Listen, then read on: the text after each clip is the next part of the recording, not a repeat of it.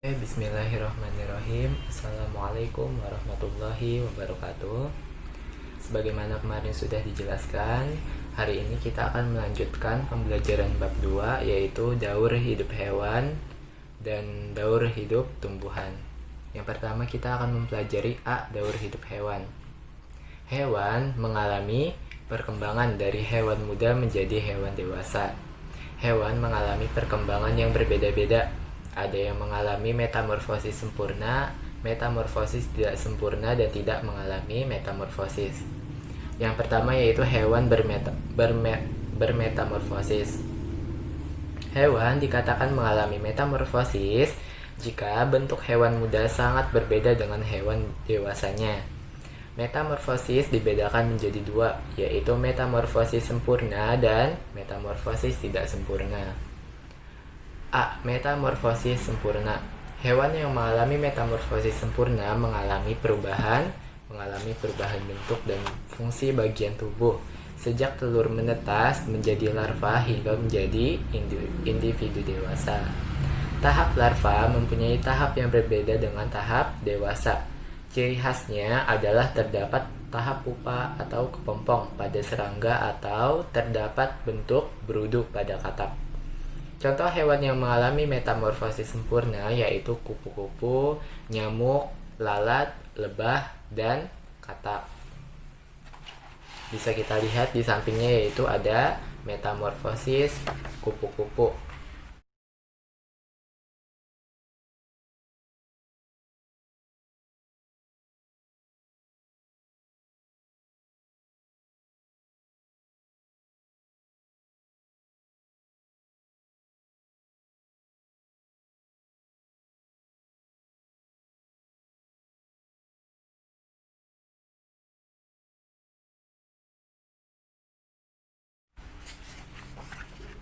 Nah, bisa kita lihat di situ ada metamorfosis kupu pada kupu-kupu. Metamorfosis pada kupu-kupu disebutkan tergolong termasuk metamorfosis sempurna.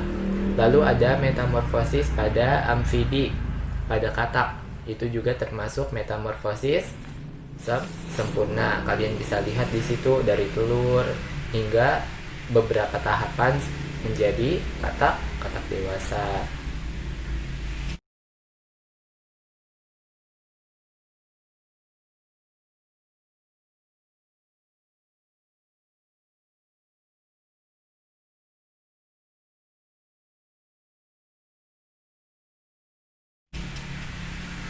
Bisa kita lihat di situ. Lalu ada metamorfosis pada nyamuk dan lalat, juga termasuk metamorfosis sempurna. Lalu ada bagian B, metamorfosis tidak sempurna. Hewan yang bermetamorfosis tidak sempurna mengalami perubahan bentuk dan fungsi organ yang tidak terlalu mencolok seperti metamorfosis sempurna. Pada individu muda dan individu dewasa, ciri khasnya adalah penambahan struktur tubuh seperti sayap yang muncul pada nimfa atau disebut dengan hewan muda. Nah, bisa kita lihat tuh di situ metamorfosis pada belalang. Dari telur langsung menjadi nimfa. Nimfanya itu nimfa bersayap, nimfa langsung dewasa. Lalu ada kelanjutannya di hewan tidak bermetamorfosis. Contohnya yaitu apa? Pada kucing, ayam, dan bebek. Nah, bisa kita lihat di situ anak kucing terus menjadi kucing muda hingga dewasa, tidak bermetamorfosis.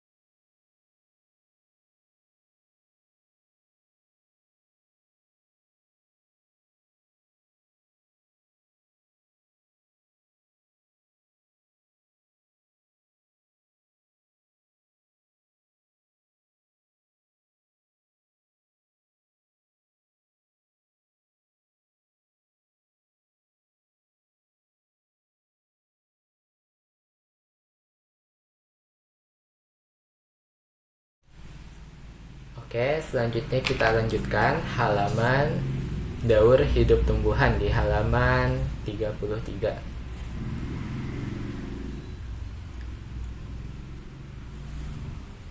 Daur hidup tumbuhan biasanya dimulai dari biji. Contoh tumbuhan yang mengalami tahapan dari biji antara lain apel, rambutan, mangga, jambu, dan nangka. Perhatikan daur tumbuhan apel berikut. Nah, bisa kita lihat di situ ada daur tumbuhan apel. Dari mana? Dari biji numbuh akar. Dari akar menjadi tunas. Tunas bertumbuh menjadi daun.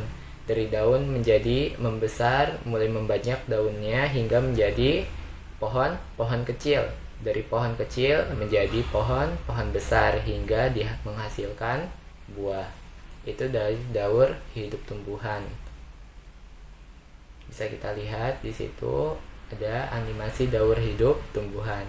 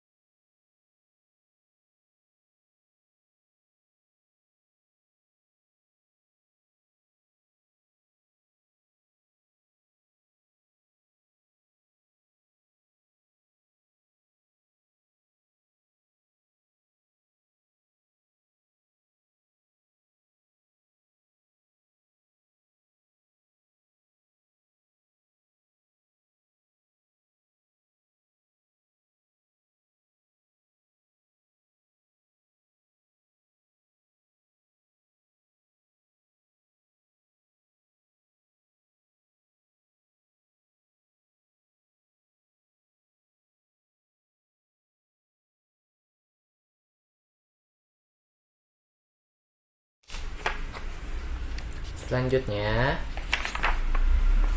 daur hidup tumbuhan hanya sampai situ pembahasannya. Kita akan melanjutkan upaya pelestarian makhluk hidup di bagian halaman 35, upaya pelestarian makhluk hidup. Hewan dan tumbuhan bermanfaat bagi manusia. Adanya hewan dan tumbuhan memiliki peran, antara lain sumber ilmu pengetahuan, yang kedua bermanfaat untuk sumber pangan dan obat-obatan, serta menjaga keseimbangan lingkungan dan alam sekitar.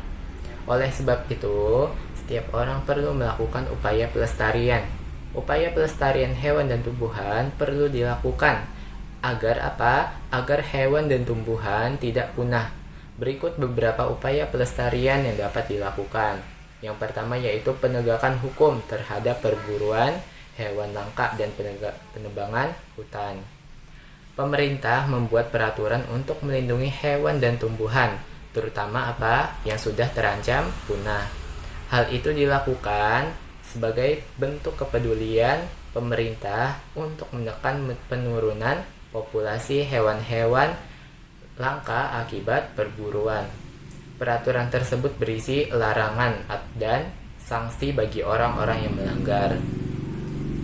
Tujuannya apa? Agar orang tersebut jera dan tidak melakukan perbuatan tersebut lagi. Hingga mereka memiliki kepedulian dan kesadaran untuk menjaga kelestarian hewan dan tumbuhan yang terancam punah. Selain itu, adanya peraturan juga dapat mengurangi jumlah hutan yang harus ditebang dengan menerapkan sistem tebang pilih tanaman dan reboisasi sehingga tumbuhan langka tetap dapat dilestarikan. Nah, selain itu adanya peraturan juga dapat mengurangi jumlah hutan yang harus ditebang sehingga memperbanyaknya reboisasi. Reboisasi yaitu penanaman hutan gundul atau penanaman pohon kembali yang sudah ditebang. Itu termasuk dari penegakan hukum terhadap perburuan hewan langka dan penebangan hutan. Selanjutnya ada di halaman 36. Penangkaran serta pembudidayaan hewan dan tumbuhan langka. Nomor 2. Nah, bisa kita lihat di situ penyu hijau, salah satu hewan yang saat ini terancam punah sedang dibudidayakan di dalam penangkaran penyu. Penangkaran dibuat untuk menyelamatkan hewan langka yang sudah terancam punah. Penangkaran juga dikhususkan untuk apa? Upaya pemulihan hewan langka yang mengalami luka-luka dan trauma lingkungan. Selain itu, untuk tumbuhan langka juga diperlukan perbanyakan dengan cara melakukan budidaya agar tidak cepat punah. Yang ketiga ada perlindungan hewan dan tumbuhan langka secara ex situ dan in situ. Perlindungan bagi hewan maupun tumbuhan yang terancam punah juga dapat dilakukan dengan dua cara, yaitu perlindungan di dalam habitat aslinya atau disebut dengan perlindungan in situ, dan perlindungan di luar habitatnya yang disebut dengan perlindungan ex situ. Perlindungan in situ antara lain yaitu yang disebut dengan hutan lindung, suaka marga satwa, taman nasional, dan cagar alam yang ada di Indonesia seperti in situ itu seperti hutan lindung yang ada di taman-taman biasanya. Lalu ada suaka marga satwa, taman safari contohnya. Terus Ragunan itu termasuk ke dalam in situ atau perlindungan di dalam habitat aslinya. Lalu ada perlindungan ex situ, antara lain berupa kebun raya, kebun binatang, dan taman safari, serta herbarium yang dibangun untuk apa? Untuk menyimpan sisa-sisa hewan dan tumbuhan yang telah mati untuk diawetkan. Hal ini bertujuan agar hewan yang telah punah pun tetap dijadikan sumber ilmu pengetahuan. Sama ex situ juga di dalam kebun raya, kebun binatang, dan taman safari, serta herbarium yang dibangun untuk menyimpan sisa-sisa hewan dan tumbuhan. Nah, kalau ex situ ini lebih ke dalam apa? Lebih ke perlindungan di luar habitat aslinya. Jadi mereka difokuskan untuk di perlindungan di selain habitat aslinya.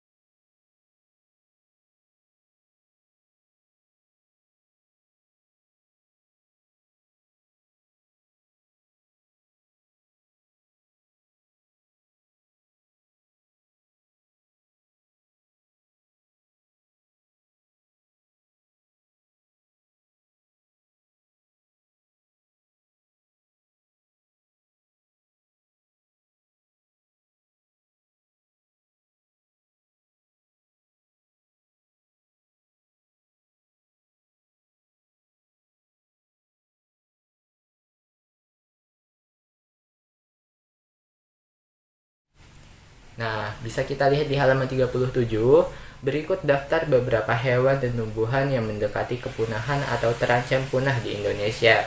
Bisa kita lihat di situ tabel hewan yang terancam punah di Indonesia. Nah, di situ ada banyak sekali daerah persebaran dan nama hewannya. Lalu tabel tumbuhan yang terancam punah di Indonesia. Bisa kita pelajari dari situ. Serta ada videonya.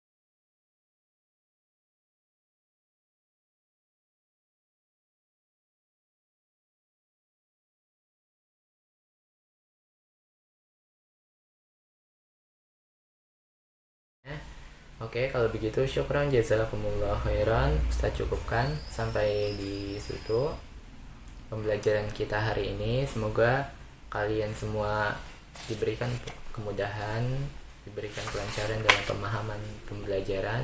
Ustaz cukupkan, syukran jazakumullah khairan wa barakallahu fikum. Assalamualaikum warahmatullahi wabarakatuh.